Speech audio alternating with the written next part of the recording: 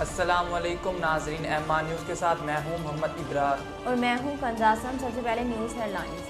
वज़ीर मुमलिकत बराए इत्तलात फ़रख हबीब ने दावा किया है कि सियालकोट की फैक्ट्री के श्रीलंका से ताल्लुक़ रखने वाले मैनेजर के कत्ल में मुलविस एक मरकज़ी मुलजिम को गिरफ्तार कर लिया गया।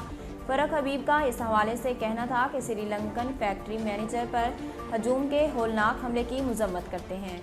लाहौर के इलाके गाजियाबाद में 2 साला बच्चे को गला दबाकर कत्ल कर दिया गया और उसकी लाश एक खाली प्लाट से मिली। पुलिस के मुताबिक गाजियाबाद का 2 साला शयान अली एक रोज़ कबल गुम हो गया था। उसकी लाश सिटी टाउन के खाली प्लाट से मिली। मकतूल बच्चे के वालिद प्रॉपर्टी डीलर हैं और उन्होंने 2 शादियाँ कर रखी हैं। पुलिस के मुताबिक घर की छत पर भी खून के धब्बे पाए गए। ताहम वाक़ये के हर जाविये से तहकीकात का आगाज़ कर दिया गया है।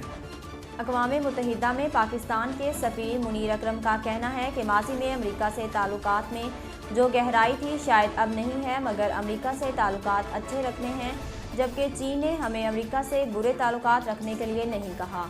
पाकिस्तान को G77 ग्रुप में शामिल ममालिक की हिमायत हासिल थी। पाकिस्तान ने हर मौके पर लीडरशिप दिखाई है, इसकी वजह से ये ग्रुप मुअस्सर रहा है। उन्होंने कहा कि कोरोना समेत कई बहरान हमारे सामने हैं। हमें तरक्की पजीर ममालिक में वैक्सीन की फराहमी यकीनी बनाना है। शफाफ और गैर जानिबदार होकर काम करेंगे। G77 ग्रुप की यकजहती बहुत अहम है। कराची में सर सैयद यूनिवर्सिटी के करीब पुलिस मुकाबले में एक डाकू हलाक और 2 फरार हो गए।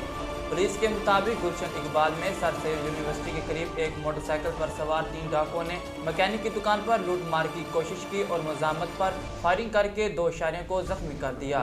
पुलिस के मुताबिक मुलजिमान सर सैयद यूनिवर्सिटी रोड से फरार हो रहे थे कि एहलकारों ने मुकाबला हो गया, जिसके नतीजे में एक मुलजिम हलाक हो गया। इसी दौरान कोरंगी एरिया गोदाम चौरंगी से पुलिस ने एक डाकू को गिरफ्तार कर लिया। पाकिस्तान और बांग्लादेश के दरमियान 2 टेस्ट मैचेस पर मुश्तमिल सीरीज़ का दूसरा और आखिरी टेस्ट आज से ढाका में शुरू हो गया। वाज़ेह रहे कि टेस्ट सीरीज़ में पाकिस्तान को मेज़बान टीम पर 1-0 की बढ़तरी हासिल है।